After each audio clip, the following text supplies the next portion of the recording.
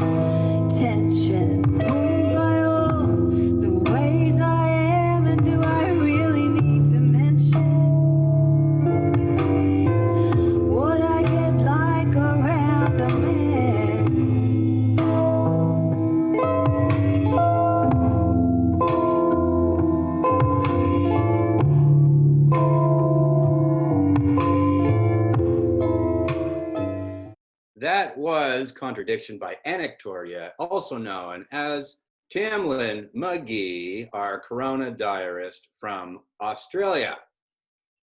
Where is she? There she is. We are going to talk about the beautiful space you live in and your music in a bit. Let's meet the rest of our guests. Andile Nebulane is a stage and screen actor and producer from Johannesburg, South Africa. Michael Rubenfeld is a theater maker and producer currently living in Krakow, Poland. Deepti Gupta, a dancer, choreographer, and many other things, living in Hamilton. Harry Long, an actor and writer in London. I don't know if Celine has joined us. Has she? Not yet. Not yet. And we're missing one of our diarists. We do have, though, Haruna Kondo, an actor, writer, producer from Tokyo, Japan. Harry, did I mention Harry? I'm not sure. Did you? I'm going to mention you the second time. Harry Long. I think it's worth 2 mentions. Don't you? An actor and writer who's currently living in London. My name is Matthew MacFadzean. And hello, everyone. My name is Rose. This is crazy. We've never done it. This is not what you expected like this before, but somehow we are going to make it work. I know we have a lot of really wonderful audience members joining us on Facebook right now. And I want to say to you, audience members, participants, people who are watching, please chat with us in the chat box on Facebook. I'll make sure that if you have any questions or comments for the artists, that I will let them know what you want to know about them. And the chat box is going to come in handy for another very important exercise activity, which we're going to do right now. So if you are watching, this is not what you expected, and you live in Hamilton, we have a surprise for you. If you can answer our skill testing question and put your answer in the chat someone will arrive at your house during the show with a little surprise for you. So the question is, where are all of our Corona Diaries from? Which countries do each of our Corona Diaries represent? If you can write all 7, because there are 7 countries in the chat, my dear friend Laura Welch is going to send you a message on Facebook to grab your address, and then we'll make sure that special delivery comes to you. So definitely do that right now. Lastly, we will be donating proceeds of today's event to a fund that industry is creating to pay Black, Indigenous, and POC artists in Hamilton for artistic creation. Every dollar you give will be put directly into the hands of BIPOC artists in our community. And the more you give, the more money they have, the more art that can be created.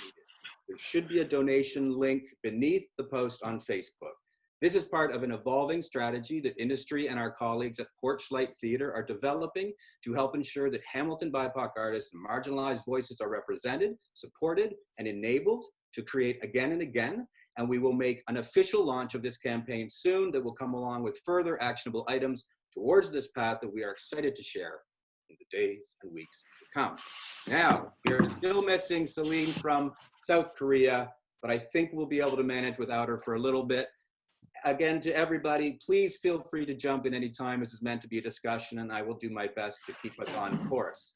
So, you guys shot the episodes in different spaces in your homes. All of you, right from the start, unprompted by us, changed where you shot your responses each time. Why? Was it about showing another place of your space, sharing another piece of yourself? Who wants to jump in on that?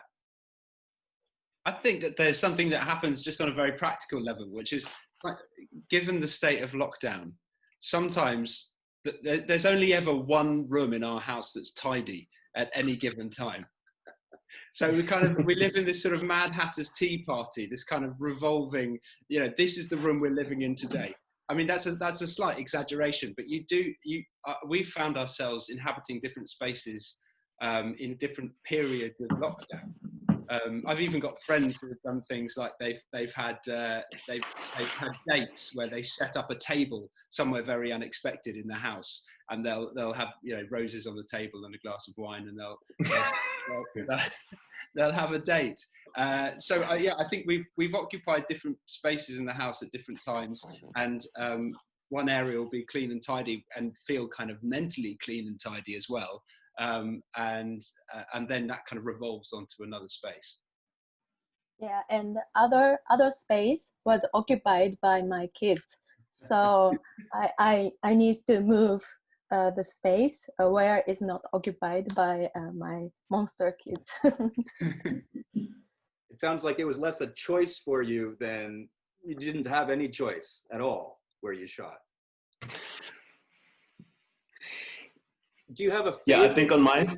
Sorry, go ahead, Andile. I think on my side, it was most of the time controlled by the time of the day, by the light, actually. So sometimes I would wake up and then it's still too dark and I need to shoot before I get to work. And sometimes I would arrive home after work, it's too dark. Then I'll try to find light somehow, turn my little lounge into like a little theater and then use different things to light me up. But yes, and also I think, and also the space has got something to do with how you feel at that particular moment. Sometimes I would feel like shooting it outside because inside it just feels very claustrophobic, especially right at the beginning, like where it was like so excited to have conversation with other people from other parts of the world, and just being outside, it was just like, yeah, why am I locking myself inside when I have an opportunity to be outside and shoot something for the world? I would always forget to do it until late, and so I would always have to get locked into this small room where I wouldn't wake up my family because it would be after they'd go to bed. But then every time I'd watch mostly Tamlyn's videos, because they always looked so nice. And then she had that one in the countryside behind her. I was just like, that's what I have to do. I'm living such beautiful, and I forget. So I had a lot of jealousy over everyone else's beautiful videos. Yeah, I think I was influenced by other artists' video as well. Do you have Deepti, do you have a favorite space in your house currently? I do, but I can't shoot there. I think I shot one time in the family room, which is just a great space, but it's also where my mother spends most of her time, and the TV is going, and I rarely get to have a quiet time there. So I end up shooting in the office, or I tried outside a couple of times, but there's a lot of ambient noise. You know, people's air conditioners are going, and just a strange hum I found later on. So then I came back indoors. And it was also a search for the light, I have to say. I mean, it's you know. Yeah. It sounds like more of a technical solution than an artistic one. Rose, shall we move on to our next segment? Let's do it. Andile, you are back to your workspace in the studio as Officer Pele from Generations, The Legacy, one of South Africa's most popular television shows. Let's take a look. Iemand vrek gemaakt het. Je moet die niet aan de jail. My mensen gaan me uitbellen niks morgen uit die joint uit, man. Which your point is just like a little trip from Fanawa. Until the public prosecutor, any Peliaka will be opposed. You'll be charged as a repeat offender. After go join the Minya Galikal. Nee, man, hij is toe, man. Je kan niet dit doen, nie. You're on my watch, boy. I can do whatever I want. Unless maybe we can cut a deal. What kind of deal nogal? When lang natalo mina, mina lang natalo wena. You help me, I help you. Help you how? Kill someone. Yeah. Yeah. Kill someone. I just want to quickly point out the other actor in that scene. His name is Reggie Peace. Is that right? Yes. Okay. Yes. So, Andile, how is it being back at work? Is it the same, or has it changed for you? No, it's definitely not the same. It has changed a lot. A lot. Even not only in the studio, like just in the surroundings, like walking from your dressing room to the green room, from the green room to the studio, there's just that fear that you feel in the space, and that disconnection between everyone, between the cast, between the crew. There's just like, it feels like we're just like separated. Like we are in one space, but we are in different worlds, because like no one is free to do anything or to say anything. Like you don't know what's right to do and what's wrong. It's just very scary. And now being inside the studio when we're filming, obviously there's been a lot of changes in the way the scenes are normally shot. Like we have to keep the distance, and there's no touching, no huggings, no whatsoever. So the storyline did not change. That's what's complicating things, because the storyline was written way before the lockdown. So the storylines are still that. They've tweaked a little bit here and there, but you're still playing that guy where you're having a relationship with this character, you know, yeah. And then you feel like now you feel very limited as an actor. Like you know, sometimes when you are on stage or when you are in front of the camera and you're thinking your lines, the audience can see that you are thinking, you are not at the moment. Mm-hmm. So now you're not only thinking your lines, you're not only thinking you're blocking, you are thinking, are you safe? Are you far enough from that actor? Is this space safe? Is the makeup artist safe? Is the sound guy? is the so there's just fear in generally, but we're coping. We're trying our best. Do you think it'll ever? And obviously, they are trying to limit the number of people in the studio as much as possible. Like at some point we were doing our own final checks, you know, like before you shoot, they say final checks. The wardrobe department is supposed to come and check if you're right. The makeup department is supposed to come and check if you're right. But now we were asked to do our own checks. You should check yourself if you're okay. Get the mirror and check yourself if your makeup is on point. But yeah, it's very scary. Rose, do we have any questions or comments from the audience at this point? Yeah, people are very interested in what Andile is saying, how it must be so different to try to work under those conditions. David is asking how these experiences have changed the value we place on sharing space and being part of a community and neighborhood. Yeah. Is that to Andile? Is that to everybody? I think that's to everyone. Big question. Mm-hmm. I can take that. Sure. Yeah, I think it's just adding up on the same thing that I just said. It has taken a sense of. It has taken away a sense of humanity, and being a South African, we've got this thing that we call Ubuntu, which we value so much. It's basically like this saying of saying you are, because the cultural thing that is called Ubuntu, where greeting is a norm, is a culture, is a tradition. Like even if I know you or I don't know you, like even if we don't know each other, but to say hello and to have a conversation with a neighbor, it's a very communal society. So now that is gone. Like I would see my neighbor walking past, just waving, and that's gone. And even the separation that you cannot be two in the car, or people, or also people that are going to work travel most of the time by minibuses, you know, and by trains. So there's all that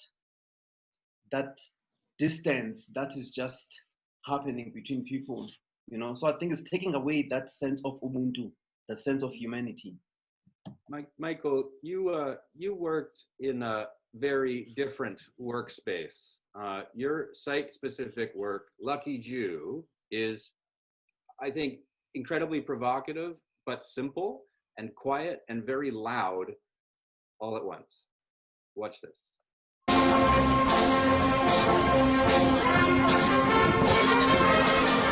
Jeśli macie obraz mnie, 100% na szczęście. Come with the photo? All right, let's see the photo, please. Oh, that's great. I didn't know that people put Jews on their wall. I didn't realize that Jews were lucky in Poland. But I thought, okay, well, this is an opportunity, because I didn't realize that I was lucky. It's an opportunity for a business. I see an opportunity for a business, and so I've taken it. If people are profiting off of my luck, then I should profit off of my luck as well. So you've got Jewish roots. I'm 100% Jewish. Mam obraz mnie, jestem Żydem, 100% na szczęście. Żyd na szczęście tutaj. Żyd na szczęście tutaj. Prawdziwe na szczęście. Jestem 100% Żydem tutaj. Tam nie są żydowski. Ja jestem Żydem.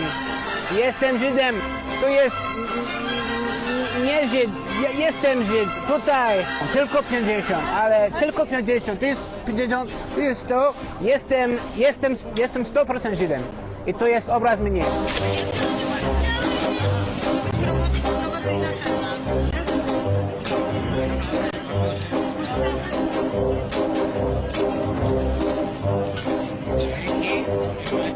130 zloty, and I'm sold out. Absolutely everything. Amazing. I love Poland. You too can buy your own Lucky Jew by going to luckyjew.pl.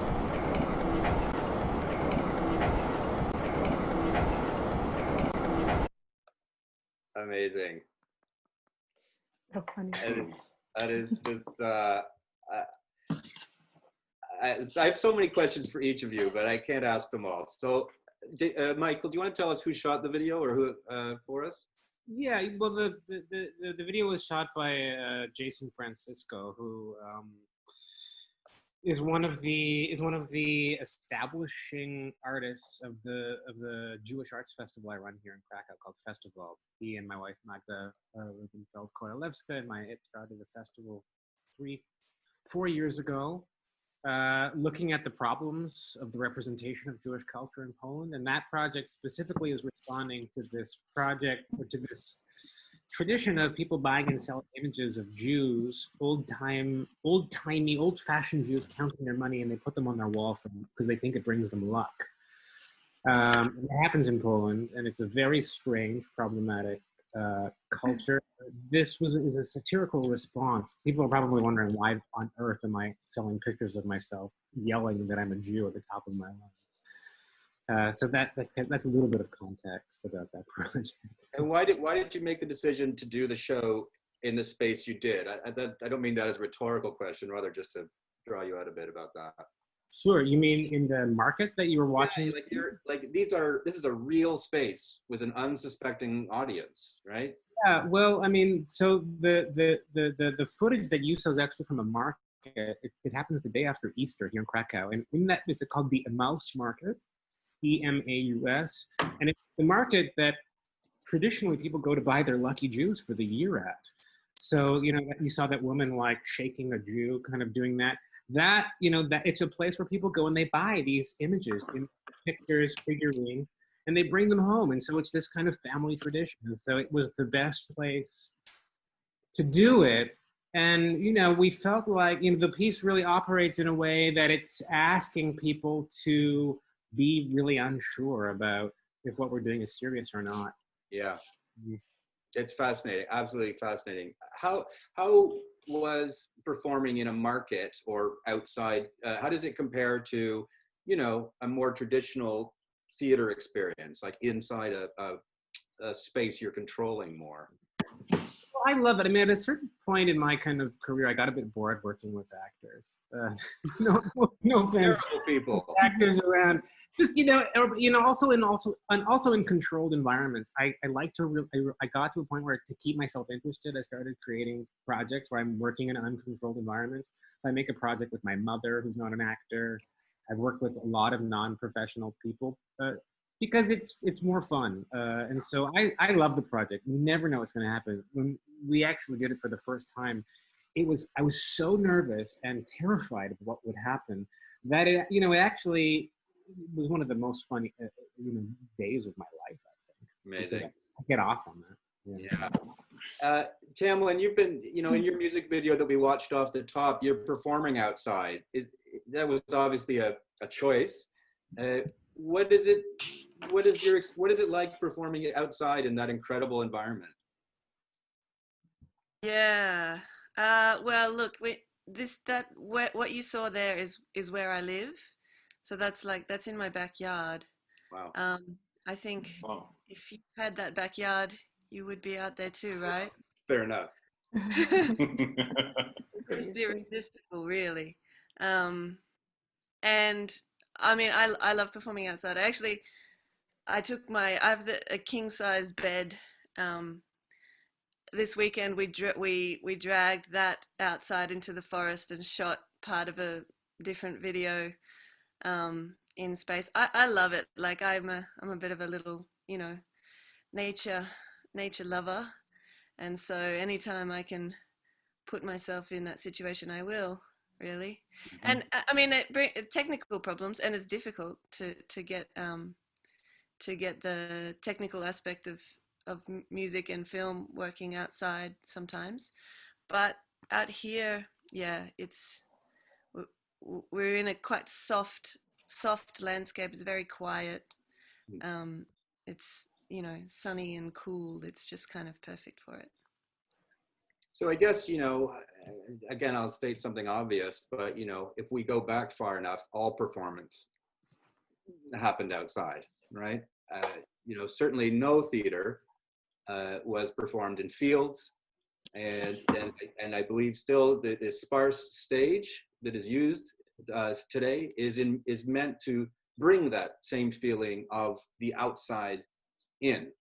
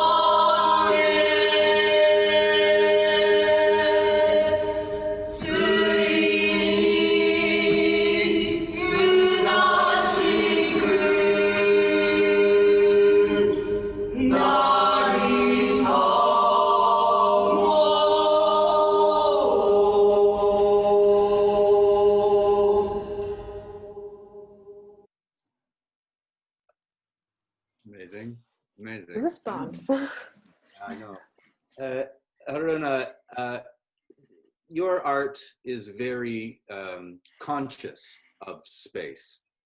So you strike me as someone with a profound relationship to space.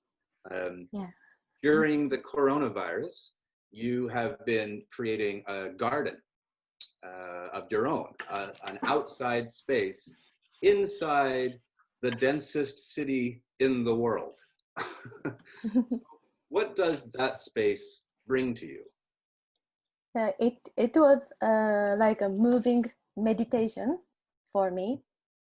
So I believe that the space that you create, like your house or things, it represents the space of your mind.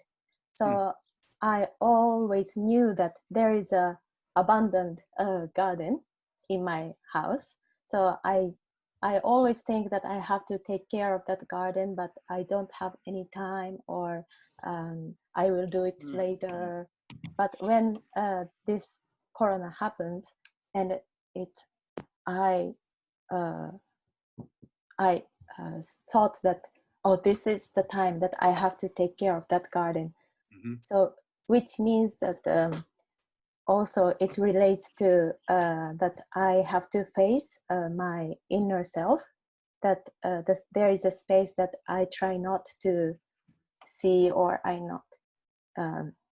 So while doing our gardening, like digging the soil, and it was like confronting the fear that, so it's I always was afraid to go to see the garden, because there are so many weeds and there are so many insects that I don't know. and also many mosquitoes bite me. So, but I start to take care of that garden, and also I start to know what is there, and I start to see the insects there.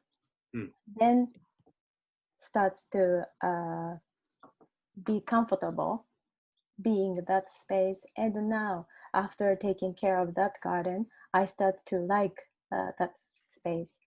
And during that process, all the thoughts, how I am as an artist, is coming and going. And so those thoughts are coming and going. And also, I start to find what I was afraid of and I was insecure about. And then now I start to have more clear vision of what I really want to do. That's really interesting. Like at some point during our videos, you all spoke of needing more space. Andile, you were very claustrophobic and went for a run that changed your life. Harry, you wanted to get to the country, leave London. Tamlyn, I'm not worried about you in space. Michael went to a park to play ping pong. Deepti, you were on the trails. What does space bring us? What does that do for you once you get that?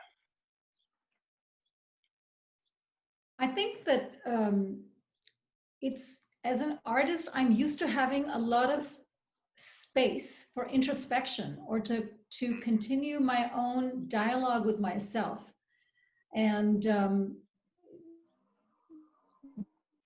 being trapped in a home with other family members, that sort of family space, that is like, it's a common space and it's about living and doing the things of daily life. And I felt like I needed to get away, just to be away from those vibrations so that I can continue my dialogue with myself, very much as Haruna was describing, that when she was gardening, she could start being in that introspective space. Harry, is that the same sort of sense for you, what you were looking for in the country?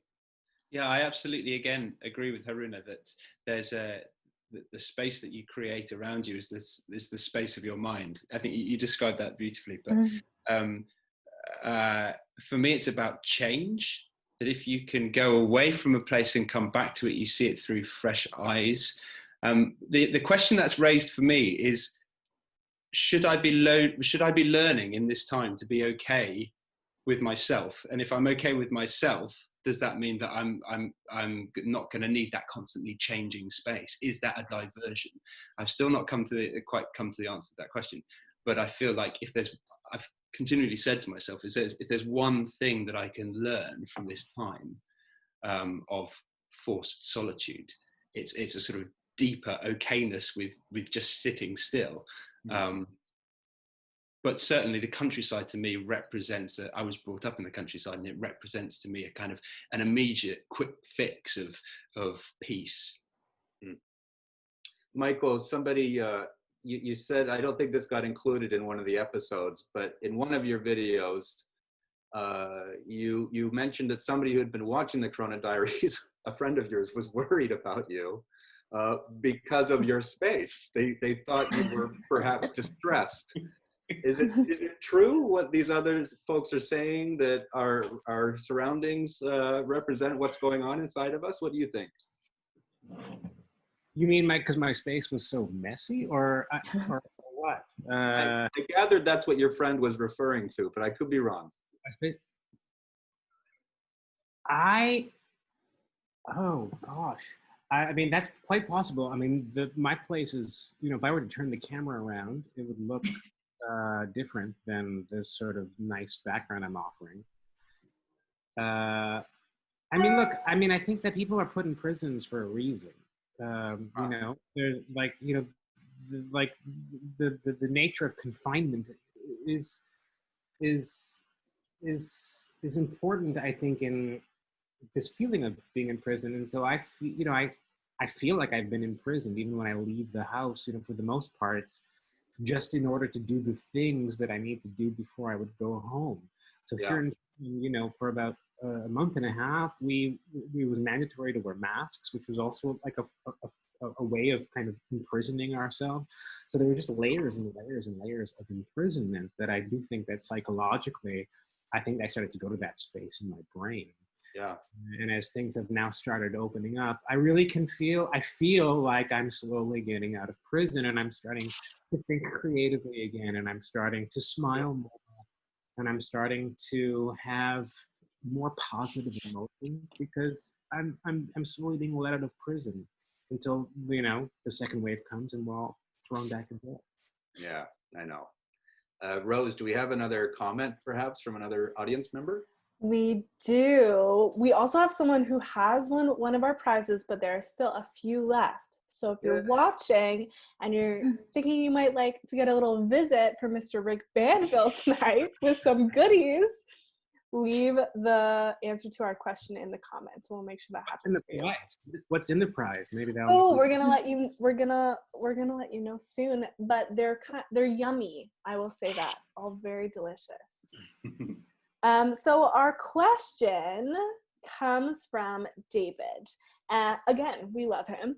And he's asking us if this kind of forced distance that we've had to maintain has created a yearning to be closer to each other that wasn't there before. Tamlyn, you spoke of a community, of a recognition of a community that had maybe been absent before. Is that question a good one for you? Yeah, sure. I think definitely. I think the absence of that close connection definitely produces a desire to make sure that that's there. I think I was mentioning that also in relation to in Australia here, we experienced these crazy bushfires just before the coronavirus crisis, and that kind of crisis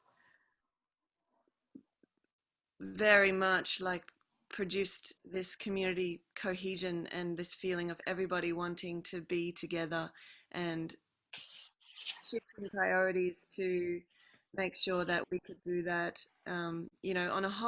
Really, I feel like it was a really widespread feeling that, what was most important was that we could support each other as people in the community.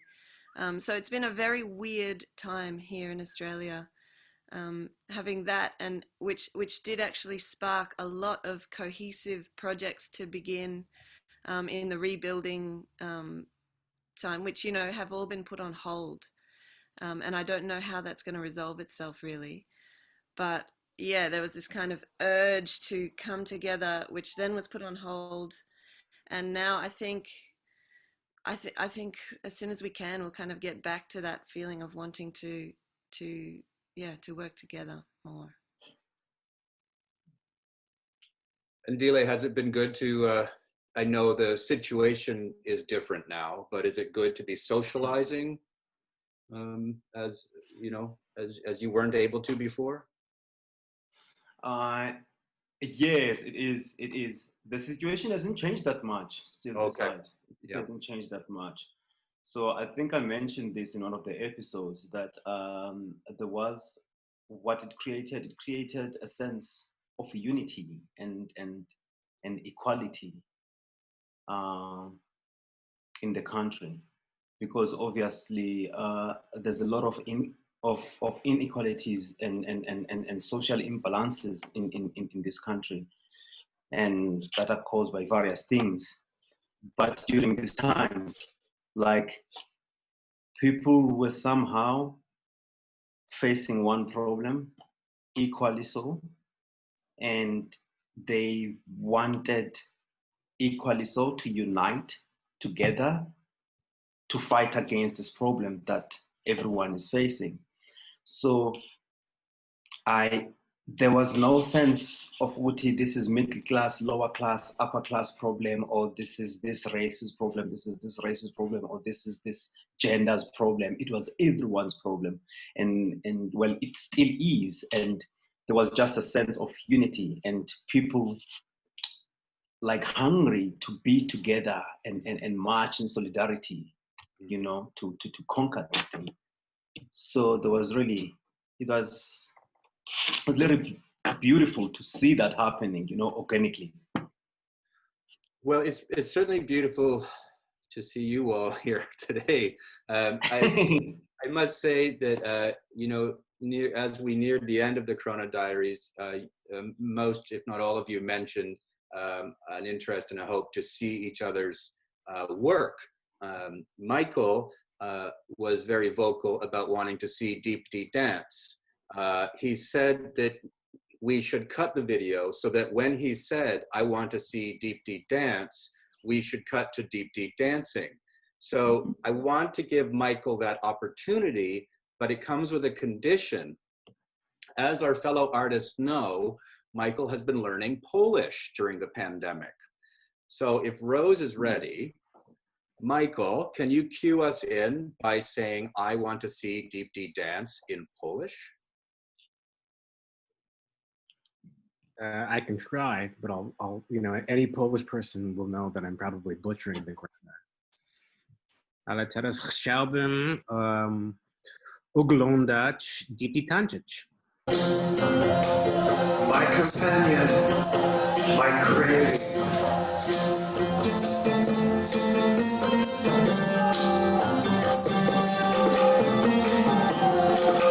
My abundant wealth.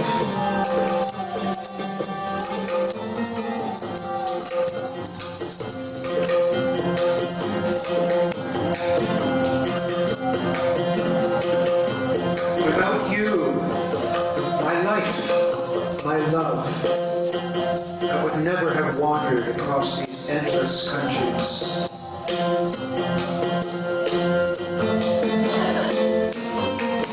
I would never have wandered across these endless countries.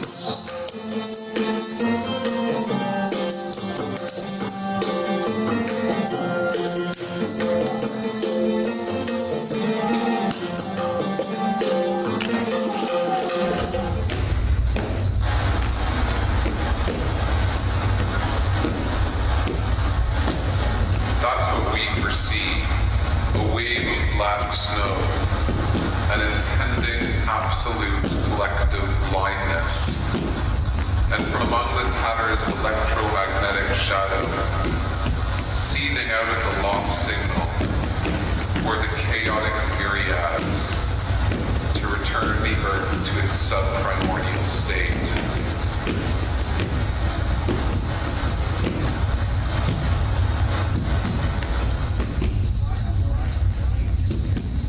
Nothing comes out of the black snow.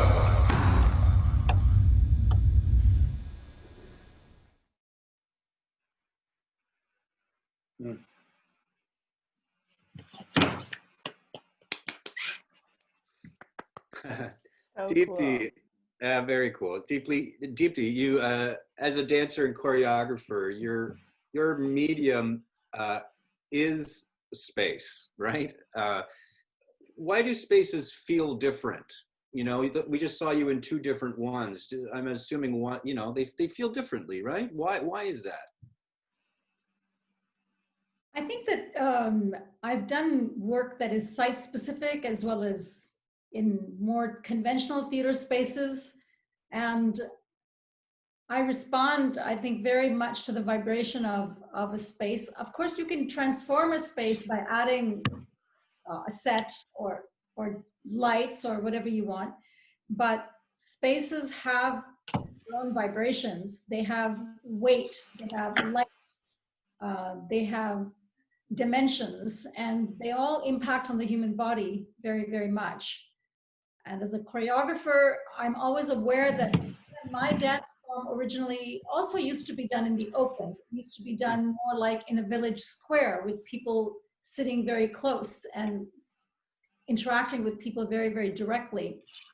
So taking that and putting it into a more formal, a more stylized space like a theater is always a challenge. There's always a negotiation between whether you want to be in an abstracted space or whether you want to be in a real space.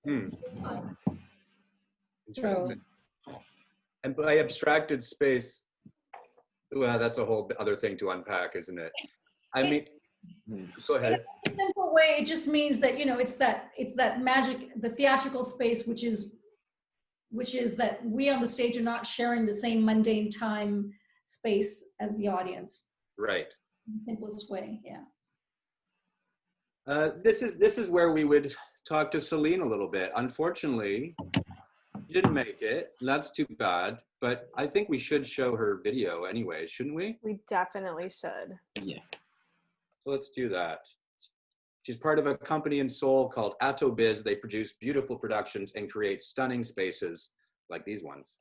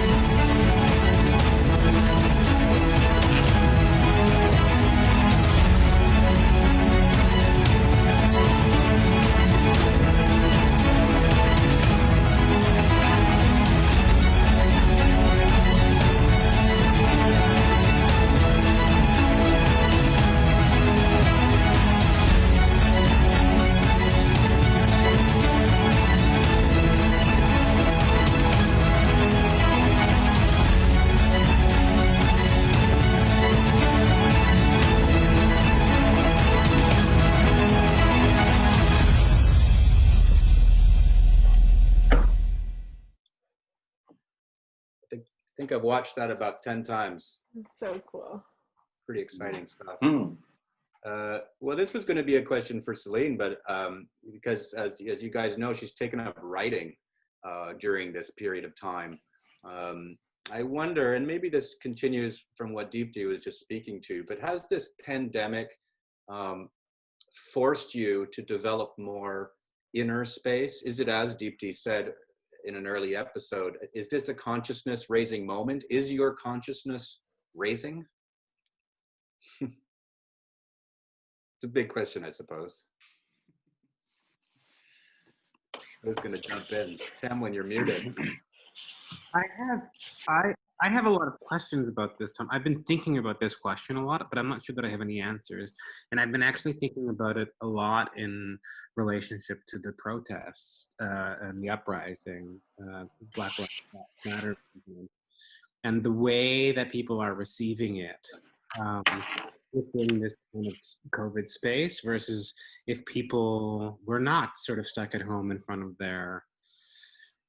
their screens receiving information. Because I certainly am receiving a lot more and I have a lot more time to think about things. I have no answers, but I've been really, really curious about that, particularly in relationship to that, to the protests. I don't know if anyone has any other thoughts. Well, I've been thinking about that too, and just the way that the phenomenon that right now is really like, it's the first time, as far as I'm aware, in the history of humanity that we're able to have these global conversations you know, they're happening one after the other, these conversations that are spreading globally. And I don't know how it is in all of your countries, but in Australia, the situation in the States has triggered, you know, the same conversation to be massively raised here, which is very, you know, we've direly needed to have this conversation here as well. And, you know, it's just amazing to me that something that happened in America can trigger this huge conversation to happen here as well. So yeah, that's something new, isn't it? Well, it's an extraordinary thing that you're sitting in your little house and you think after a while that you're the only person going through this experience that you're going through, and then to realize that it's a rare instance of a globally shared experience. And it's also, I think it's also a rare instance where the enemy is not other people, that there's something that we're all facing that that it comes from outside society. And I think that's given us, that has created a kind of, the bubble has shifted so that we can dialogue about things in a new way. There's still a lot of talking to do, isn't there? But we can at least start that process. Well, Harry, you spoke in the video about artists being resilient. You know, that one day we will play in barns, or is this a return to performing in fields, or you know, what are we going to be doing? Where are we going to be doing this? How long until we can get together and start working? Yeah, well, I think that already people are coming up with answers to the questions of how you do this now. There's a conversation here happening in live theatre about taking theatre outside. There's, very briefly, there's an interesting story. Down in the southwest of England, there was a long period where there were no theatres. And as a result of that, so kind of in the 80s, there was a real surge of theatre being made in barns and fields and forests and village halls. And those spaces influenced the work and pushed the whole theatre, stylistically pushed us forward. And now you see evidence of those companies who were coming up in the southwest of England in that time.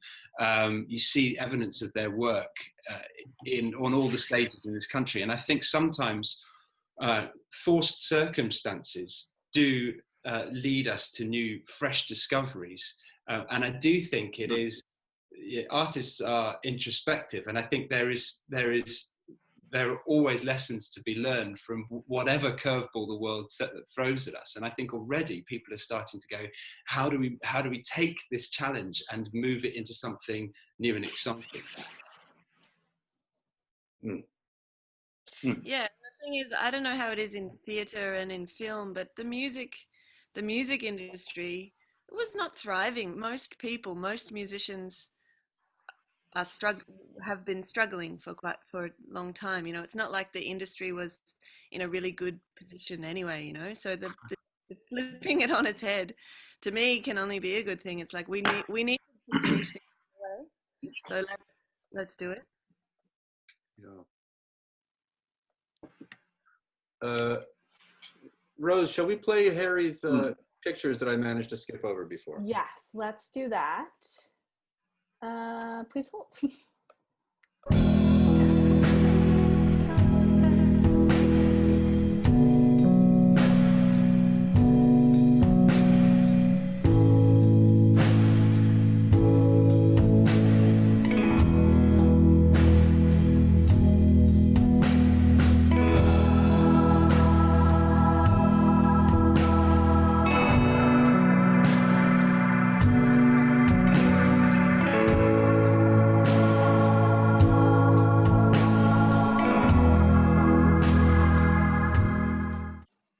Amazing, Harry.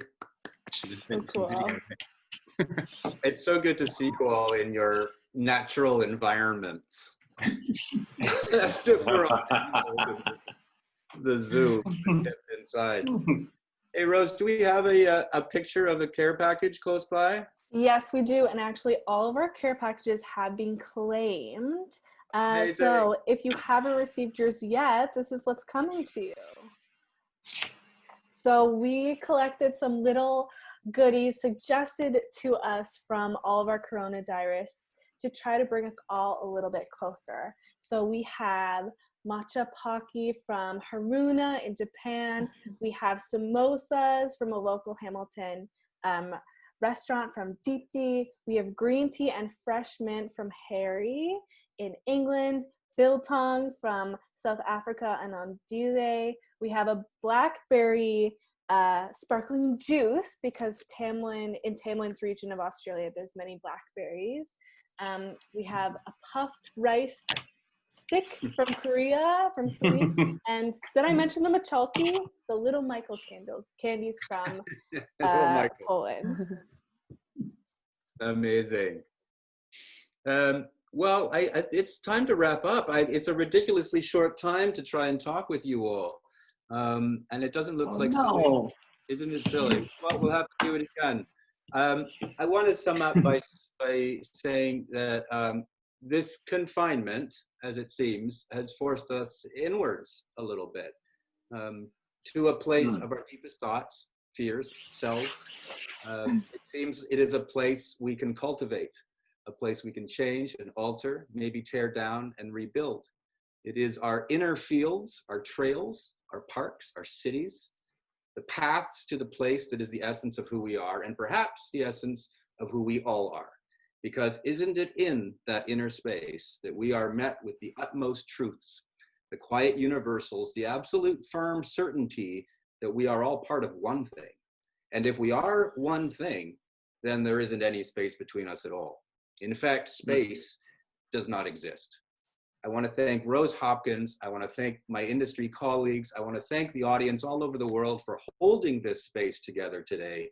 I want to thank the Hamilton Arts Council for making this space and so many others possible, both through funding and a genuine belief in the arts.